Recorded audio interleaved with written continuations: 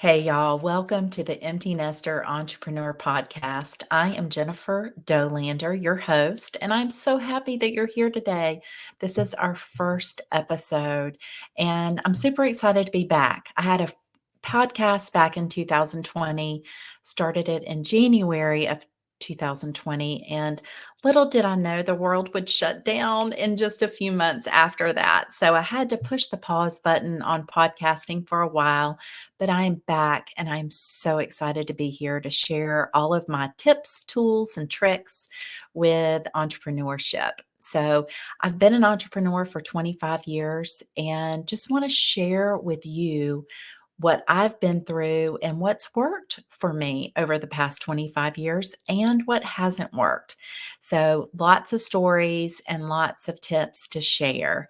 So, I will take you back for those 25 years and kind of tell you the process that I've been through. But first, I want to just share with you a little bit about who I am. I live in Athens, Georgia, home of the Georgia Bulldogs, and I have five children ages from 15 to 25. So all of them have left the nest except for one. Our daughter, the 15-year-old, is still at home. But I guess you could say I'm a semi empty nester. So, but it's definitely a new phase of life. And I realize it can be a really hard time for a lot of empty nesters. You know, our entire purpose of being a person was being a mom, right? We completely engulfed that entire part of our lives, and our title was mom. And in a lot of ways, when the children leave the nest, you think, what am I going to do now with my life? And luckily, I think a great thing to do is to start a business. If you have a hobby, if you have a passion that you want to turn into profits, if you want to turn that into a business, this is the perfect time of your life to do that. So, hopefully, I'll kind of steer you in that direction and help you through some of those bumps and hurdles that you come across along the way. So, taking you back 25 years, I was a new mom and had just had Will.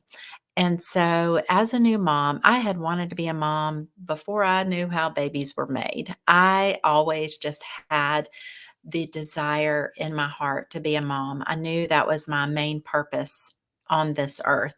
And so when I had Will, I didn't want to leave him. I wanted to be with him all the time. And so, but I also had to work. We were fairly newlyweds. We had been married a couple years and did not have, deep pockets. And so I knew that I needed to continue to work. So I thought, why not start a business? And so someone once told me if you want to start a business, you need to find something that you love so much that you will literally eat, breathe, and sleep it for years to come. And so I really took that to heart and I thought, what do I love that much that I just never get sick of it if I'm around it? And so the answer to that was party invitations, birth announcements. I loved paper products. I loved choosing our wedding invitations. I loved the party invitations. I loved the birth announcements. I could sit and look at those humongous albums for hours. Absolutely loved it. So I thought, I I just had a baby. Let's start a birth announcement business. So, like I said, did not have much money at all to start this business. And so I thought, where is my perfect customer? And you'll hear me talk a lot about that. And I call it your PC. Where is your PC? Where is your perfect customer? Because that is where you want to focus your efforts and any marketing money that you do have, right? So I went out and I did not have money for advertising. I just didn't. I mean, I barely had enough money to even start a business. And so I went out to the office store and I bought these acrylic frames that you would put a picture in, right? But I didn't put a picture, I put birth announcements. Keep in mind, I have no money for inventory. So I would call around to these paper companies and I would get samples. And so I would get samples of these birth announcements, and I would get a boy announcement and a girl announcement, and I would make these cute little displays. I would literally print them on my inkjet printer, and I would put a girl birth announcement and a boy birth announcement on each one of these acrylic frames. And at the top, I printed out a little headline that said, "Have you ordered your birth announcements?"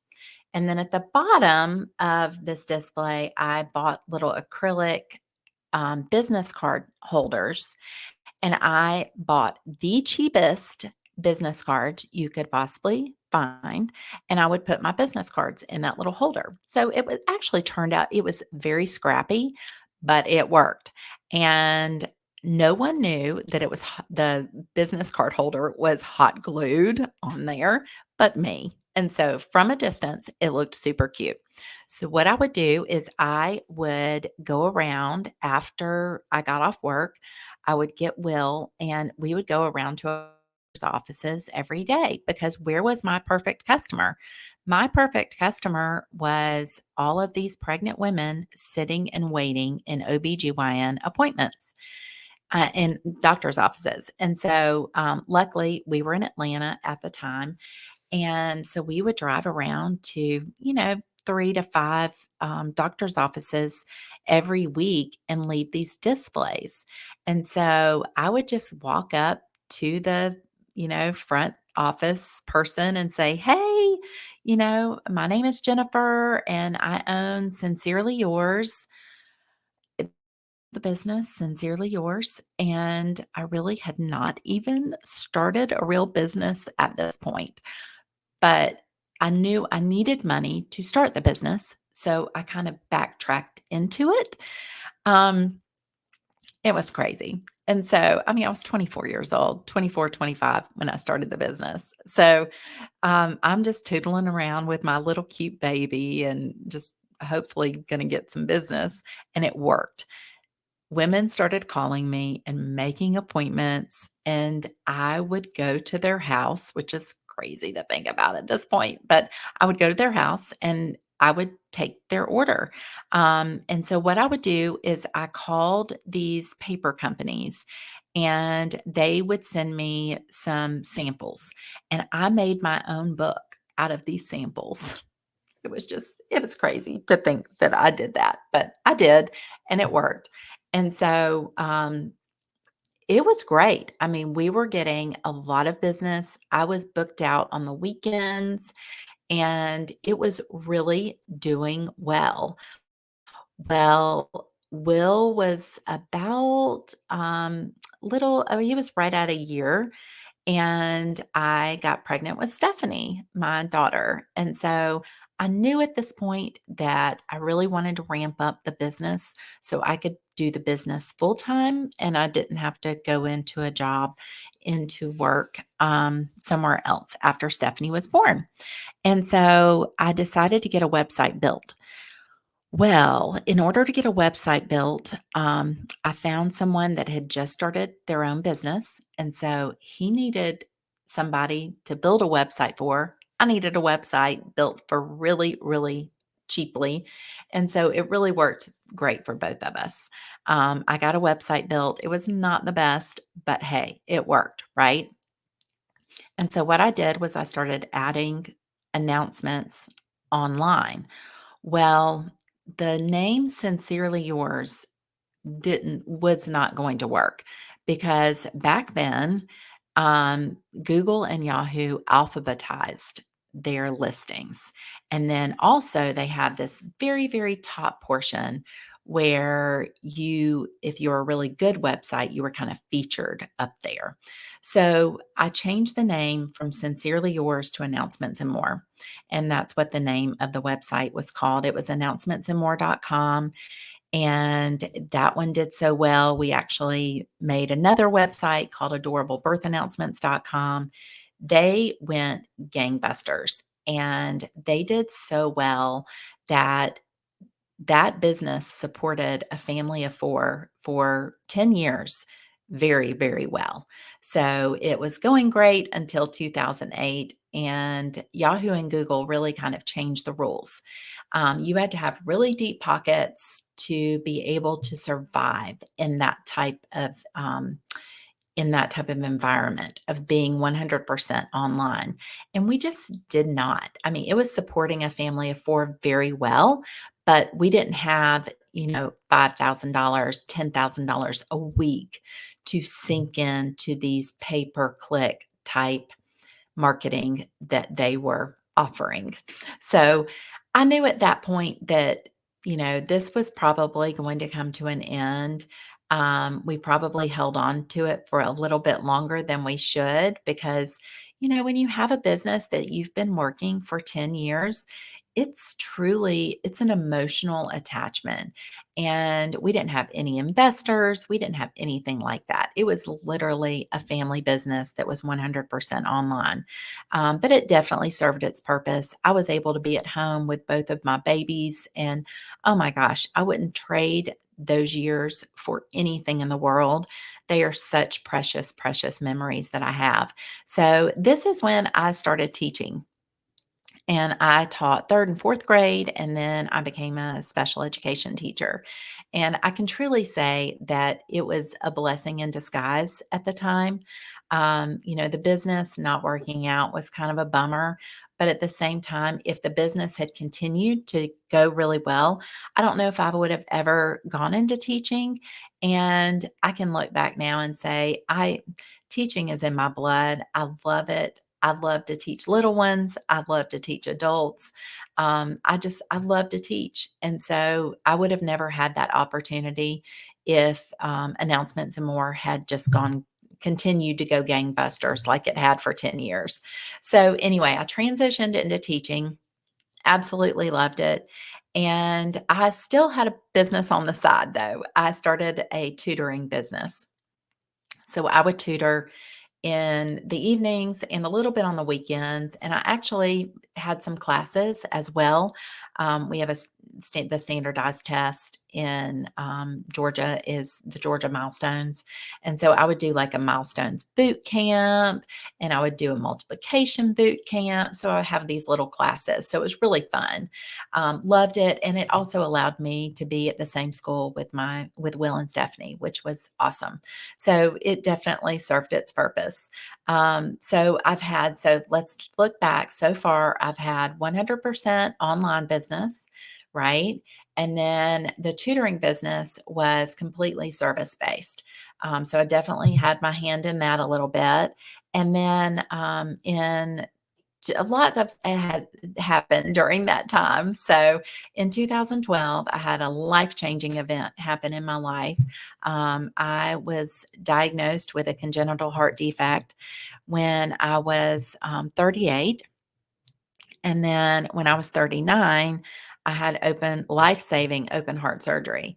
So that was a pivotal moment in my life. Looking back, I can honestly say, if it wasn't for that surgery, well, first of all, I would not be here.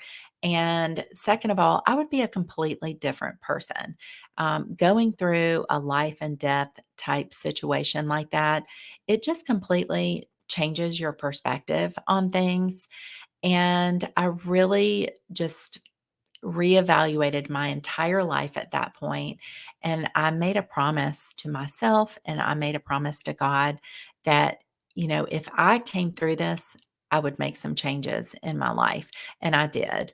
One of those changes, unfortunately, was leaving an unhealthy marriage.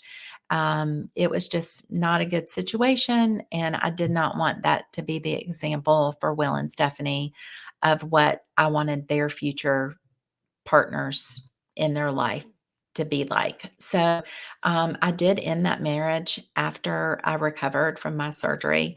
It was a very painful time, but it was also very much filled with faith.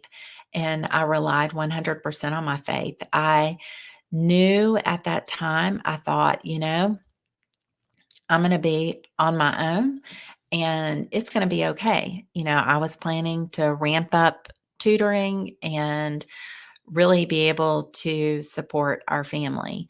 And so that's what I had in mind, that, it wasn't going to be easy, but hey, I can do it. And so we got divorced in 2015, no, 2014. And it was tough. It was very hard. But looking back, you have to go through those hard times to be able to see what's on the other side. And so shortly after my divorce, I met Mike, who is now my husband, through a mutual friend. And she introduced us, and she was like, if nothing else, he just went through a divorce too. And I just feel like y'all would be good friends. Well, we went on our first date shortly after that, and the rest is history. So we were married a year later, and he has 3 children. And so I was blessed with being a stepmom as well.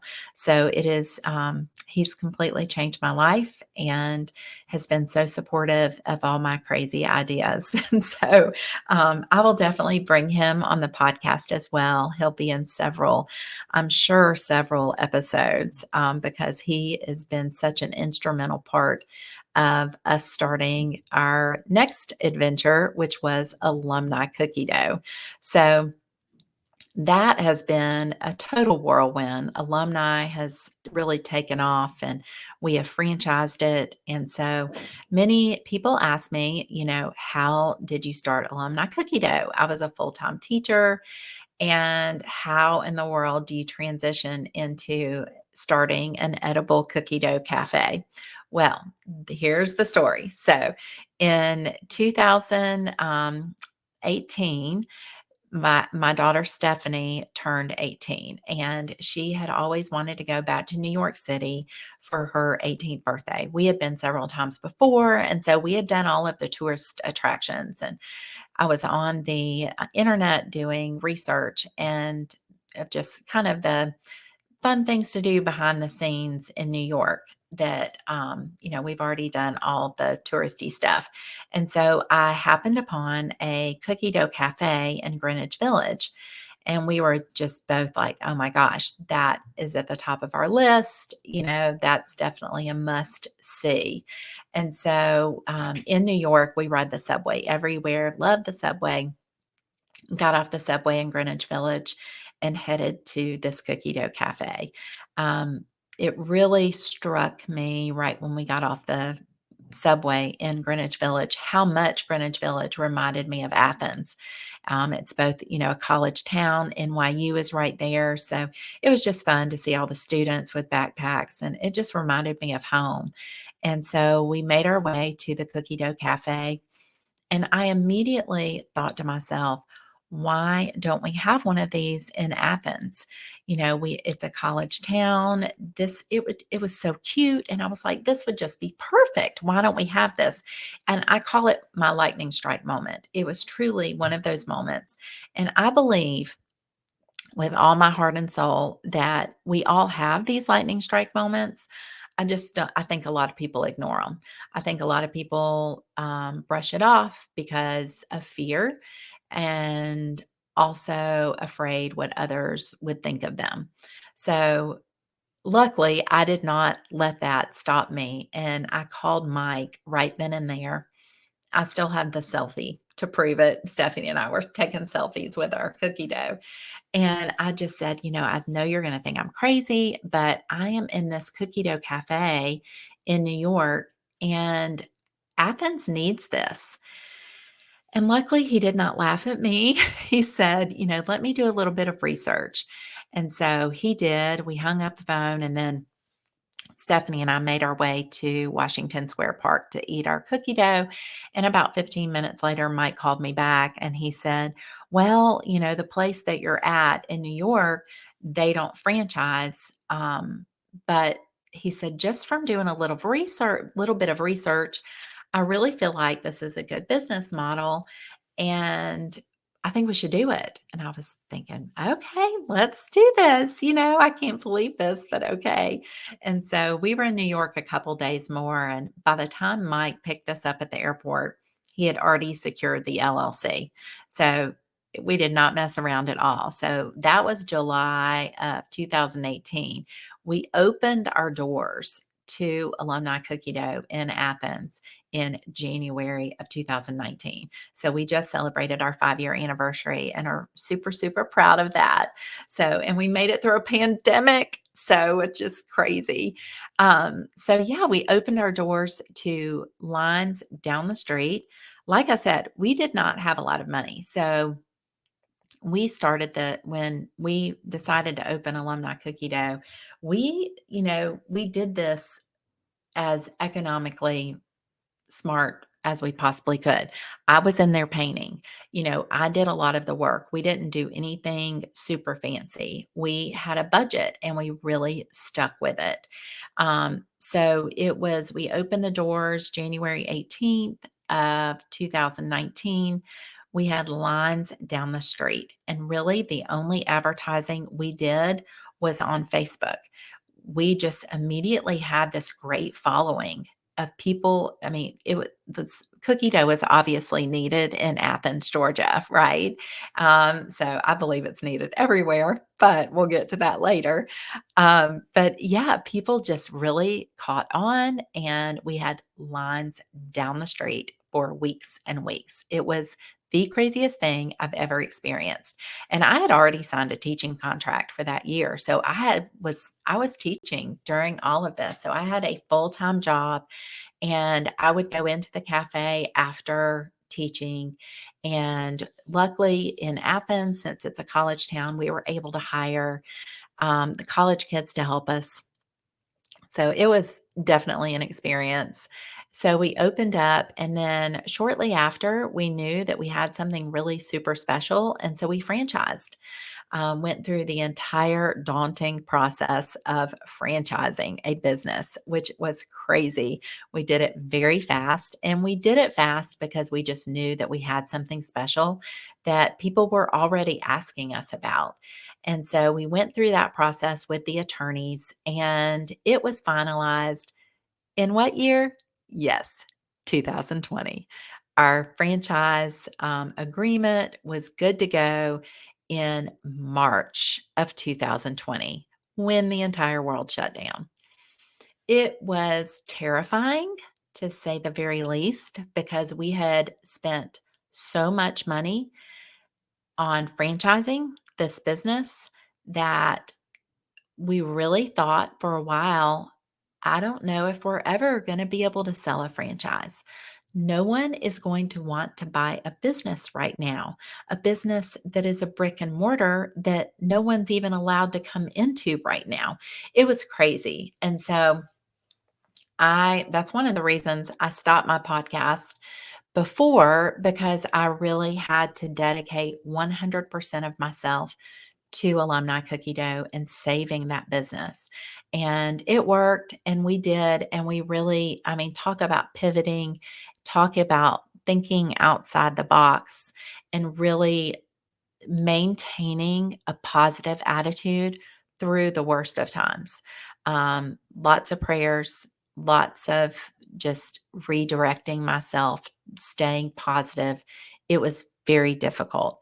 There were lots of tears, but you know what? We pushed through, and I know that our business is stronger because of the pandemic than we would have been without it. So it was quite the experience. I will definitely talk a lot more about that later, but we have survived. We've sold franchises. We just took our franchise to a broker, and we have a board of directors. Um, and we actually have a new franchise model as well that I'll talk some more about, and kind of what led us to that decision. But yeah, we are in the thick of it. Alumni Cookie Dough is just 2024 is going to be a really exciting year for alumni, and it's going to be exciting just to see what happens with it. It's been exciting as an entrepreneur, watching this business grow from that trip to New York City to now it's changing other people's lives as well. And that is just so exciting. And fulfilling for me. I absolutely love it. So that's basically the gist of where we are right now. What I plan on doing with this podcast is really I want to bring on other business owners that started a business later in life. I've met a lot through the years, and I'm super excited about bringing them on. I will continue to share with you tips and tricks and tools that I use every single day that's helped me grow a successful business. A lot of these tips and tricks and tools are completely free. They do not cost a thing, which is my total jam. I love to get a good value from something, and I will share with you what that is. But yeah, my husband, Mike, works for the business full time now. He left healthcare after just a couple years of the business being open and improving that it really can support a family. And so he works the business full time, and it has allowed me to go back to teaching. So I am back at teaching, doing what I love, teaching these babies, and I just absolutely love it.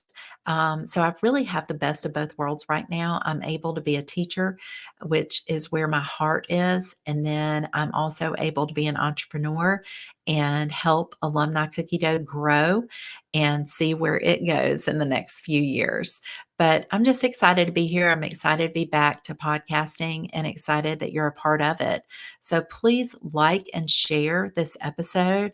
Go find me on YouTube and subscribe, and you'll be learning right along with me. So there will not be a lot of time editing these podcasts because I want to spend that time giving you the true value behind what has brought me to this point of being an entrepreneur.